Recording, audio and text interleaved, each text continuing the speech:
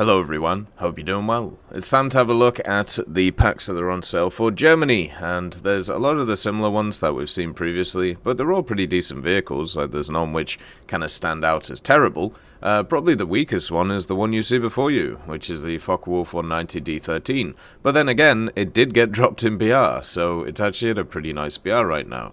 The D13 has access to a really good armament for a propeller aircraft at 3 20mm MG151s and also 750 rounds. So this is able to carry any game of aerialistic you will ever want, has enough ammunition to do so, and the guns to do so too. The vehicle also got a buff, I think it was last year, when it came to its elevator, one of the weakest points of the Focke-Wulf, meaning that it can actually move around at low speeds, which is quite nice, and also high speeds. It also has the 213E1, which is a very powerful engine for 5.0. If you compare this engine to the one we were having a look at on the P51 earlier, you'll see the drastic difference between them. The D13 is one of the old classic high-altitude dive fighters. So what would generally happen back in the day, in the metas of, high-tip props, is you would climb, you would get up to an altitude, and then you would engage, and then you would force each other down, and then it was whoever had that advantage could use their energy and push down.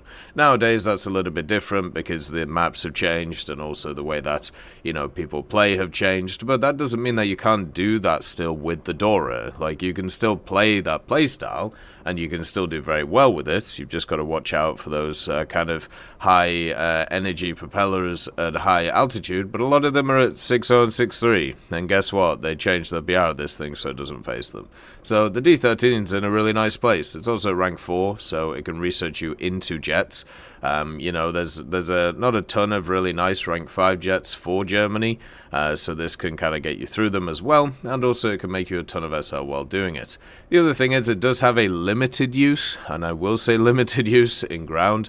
It can carry the 500 kilo bomb, which is alright, and also the 50 kilos, so these are good for overpressuring targets which are open topped, so you can run it at 5.3 I suppose, but with like the Tigers and the Panthers, but there were much better options when it came to the actual G cells that we talked about, stuff like the DO 335 at 5.7, or stuff even like the stuff like the HE 219, wherever it is, there it is, and things like that. So this is more of a aerialistic or air arcade fighter. This is not really a ground one. It's not a dog fighter, like well, what I should say, it's not a turn fighter.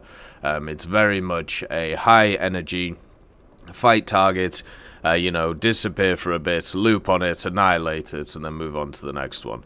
Very similar to how you play like the TAR 152s. It can be incredibly effective, but the meta doesn't fit it, but that's fine. You can make it fit. You can make it fit the meta. The Tiger II SLA is also on sale. This is always a solid pickup when it comes to the mid-tiers for Germany. 6.7 is not as strong as it used to be for Germany. The meta BR for Germany nowadays is 7.3, and the meta BR for America is still 6.7, and also for the USSR is 7.0. So what happens quite a lot with stuff like the Tiger II is it gets up-tiered into stuff like 7.3, but guess what? You have a lot of teammates who have very strong vehicles at 7.3 for Germany, and the Tiger II HLR can be one of those vehicles to get you to stuff like that, like the Leopard, for example, and the Marder. This thing it has got very good rewards on it for a mid-tier. It's heavy, which is a bit of a problem, and its armor against World War II shells is very good. Against Heat FS and stuff like that, not so good. So it depends on, what you end up fighting. The major difference between the SLA Tiger and the standard one is the engine. This one has a more powerful engine, and also has additional tracks on the turret. So technically, it is a pay-to-win vehicle compared to the standard one, but the upgrades you get on this thing are minor compared to the standard tech tree one. The main thing you're getting here is another Tiger to be able to play with. It's got really good survivability, even though nowadays you have first stage ammo storage in the turret. It's still hard to pop from the front. If you're from the side, always shoot here on the Tiger, it'll just go boom. But generally you shoot the vehicle here, and a lot of vehicles don't have that much penetration, especially if this thing gets down tiered, and it's one hell of a bully. It's your standard heavy tank. In a down tier, it will annihilate anything that it finds.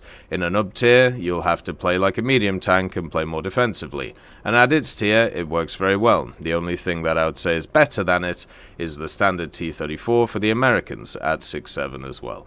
So the SLA is very good. And as I said, the major issue right now though is the BR is not great for Germany, just because there's not a ton of stuff. The Ferdinand is weak. The Bulldog is okay, because it gets access to the Heat FS shell. So you can run the Bulldog, the Tiger 2H, and the Tiger 2 SLA, and you can have a decent time. The actual aviation side of things is not strong really at this BR. You know, you have the Arado, which has 3 independent bomb drops, very strong, so that can work, and then the Polkastorder, which is okay, I suppose, but there are better options. So you do have a lineup at 6.7 for the Germans. It's just not as good as it used to be. Like before, you had stuff like the Kugel, which was there.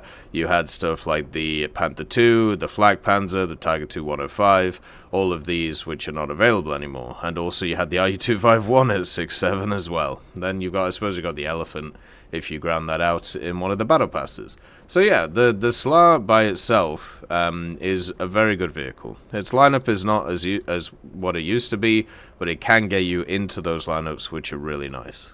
The Prinz Eugen is on sale, or as I call it, the Princess Eugenie, and this is just a hipper class, which is better than the standard tech tree one. Just has more armaments and is generally just better. So this vehicle is really good at 5.7. It stays out of the 7.0 bracket, which is really nice. Means that it gets down tiered a lot more than it gets up tiered, and can bully stuff pretty effectively.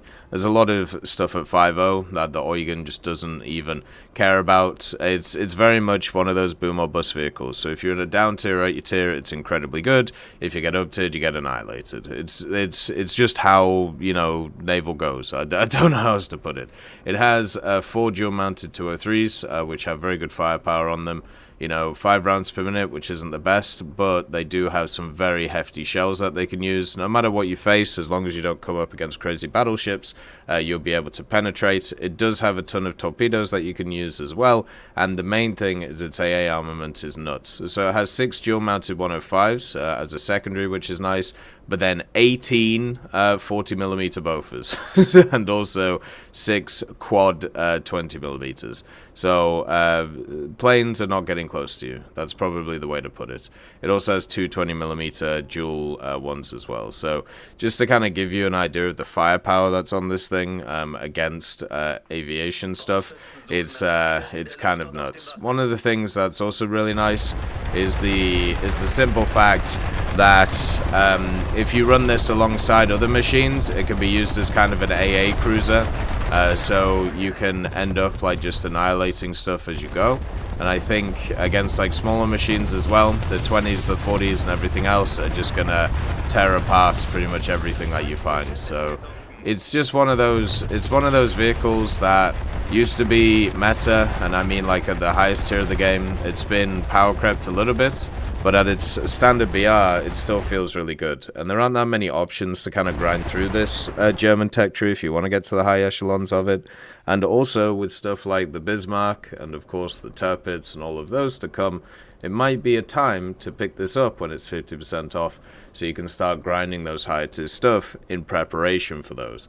Also, German top tier is not bad. It's one of the best in the game. There's also the MiG-21 SPS-K.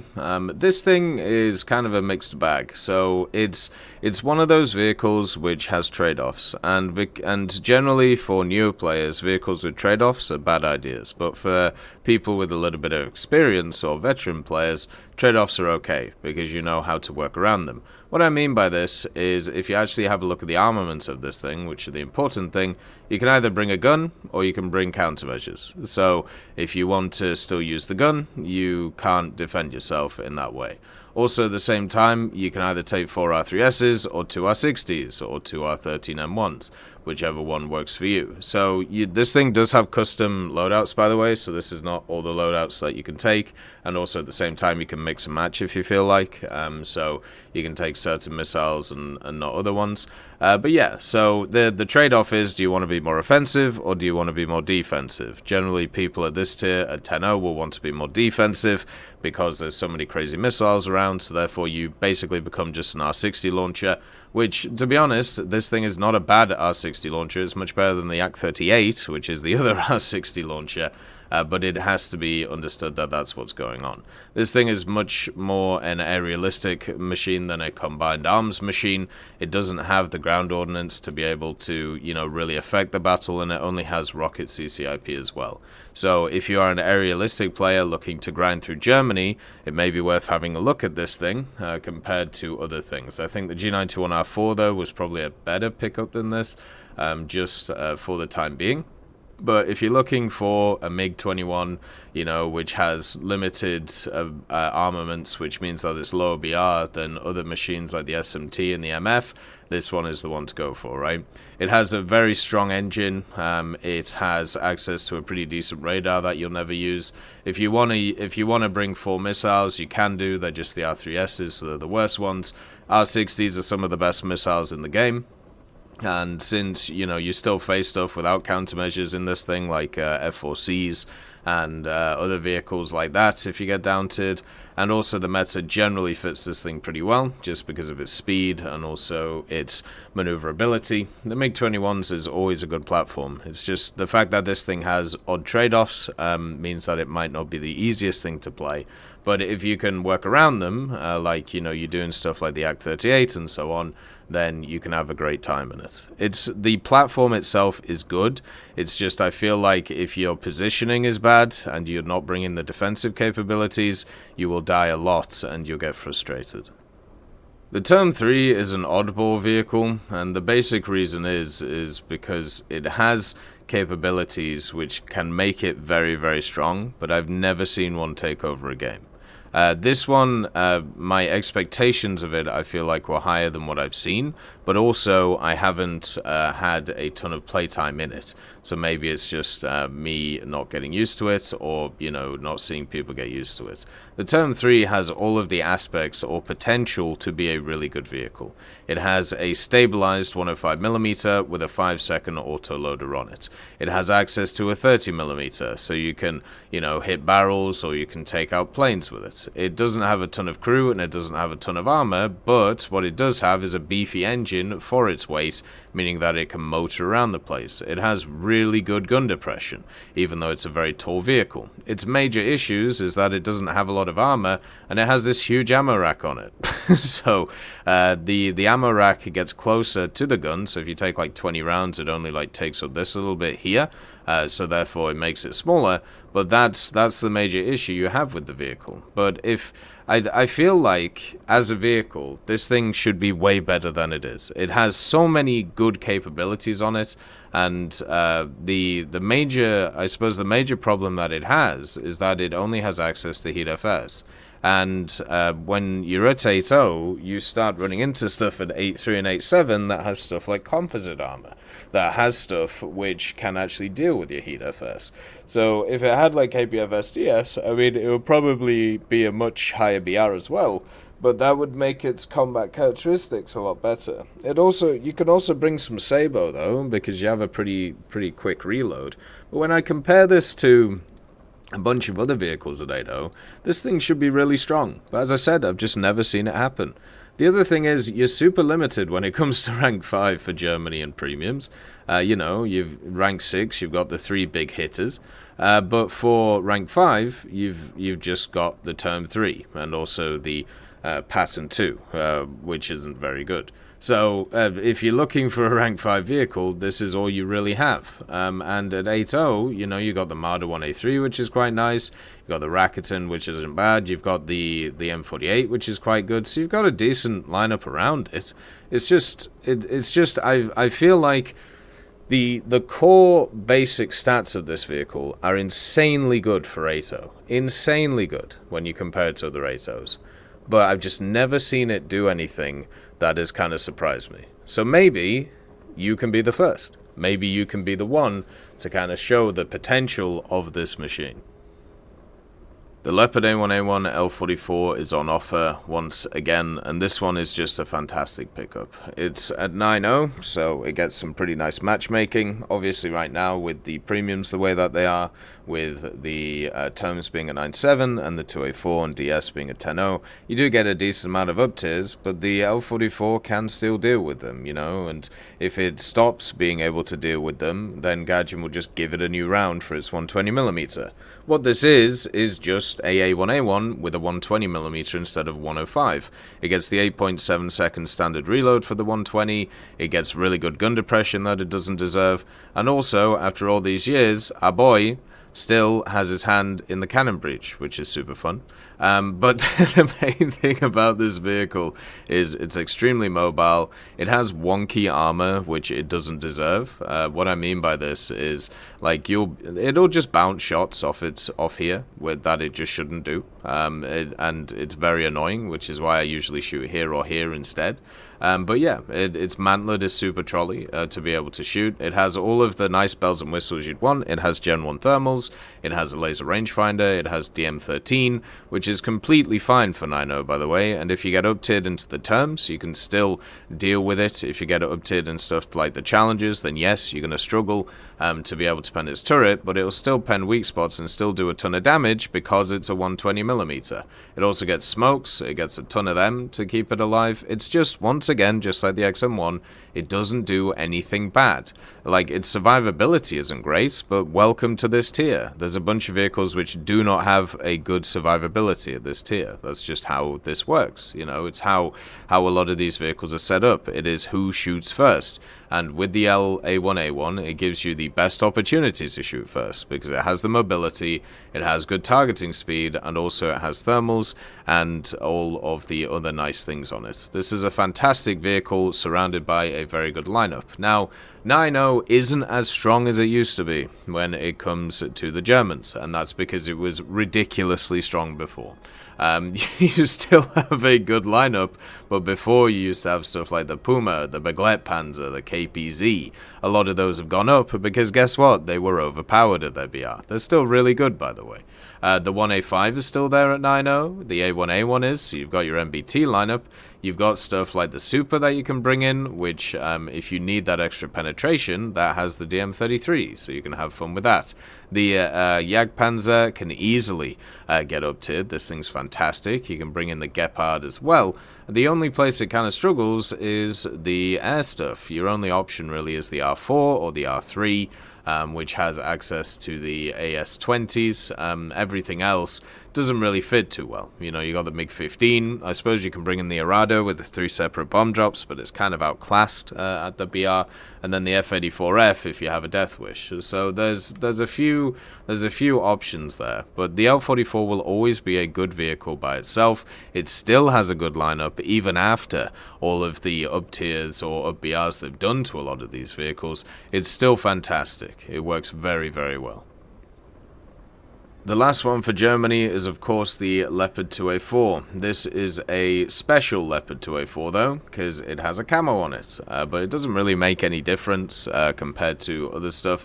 The reason for the camo is to make it unique compared to what we see from the standard tech tree, because this is a straight copy of the tech tree 2A4. So in scenarios where people aren't using thermals and also their eyes don't work, then yes, you won't be able to see this thing. But most people are using thermals and also using other stuff with it. The 2A4, even though a lot of people have looked down upon it recently, I have no idea why. I've seen a lot of people saying the 2A4 isn't good. It's still a very good MBT at 10.0. Like it's like one of the gold standards at 10.0. You've got this thing, then you got the Abrams. There isn't anything else at this BR which is the gold standard.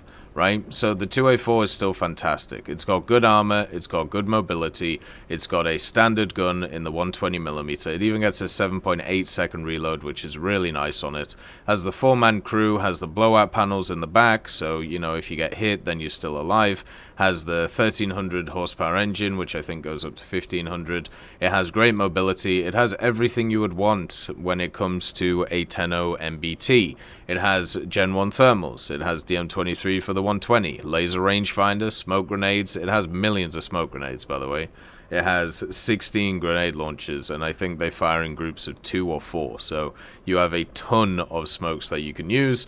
So ton of survivability. You just have everything. There's nothing wrong with this vehicle. You have good gun depression. Like, is it a lot of vehicles higher than it have got better penning rounds? They can just go straight through it. That's fine. That's like everything of this BR. So it's no different to anything else. And if you want a vehicle to, first of all, expand on your 10.0 lineup or get you to the higher echelons of the game, it's a good one to have because you have a very good 10.0 lineup for the Germans. You have the 2A4, which is in the standard tech tree, the Radkampfwagen, the Begleitpanzer, the Puma, which all work at 10.0, by the way. You got the Weasel if you want to be a little expletive.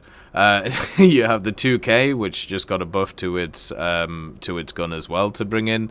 You have all of these vehicles. Plus you have the 2 event vehicles, which people look down upon as well. The 2A4 is solid. It's really good. Like, it's your bog standard MBT experience. And if you want something which kind of gives you a picture of what MBTs are like in the game, and also gives you something to grind out those MBTs, this one ain't a bad pick. Like, it works very, very well. As always, though, I hope you have a wonderful day, and I'll see you next time. I'd like to thank Forge, Siegebreak, Carrion Crow, Nicholas Richardson, Elove Goat, Pyman, Winter Scientist, Merciless Reaper, Orange Tail, Teddy, Daniel Stanton, Moxie, B. Young, and also Sem Arslan, Wilkski, Uncle Bean, Derek R., Bareen, Lafouche, and Samuel Slick for supporting the channel.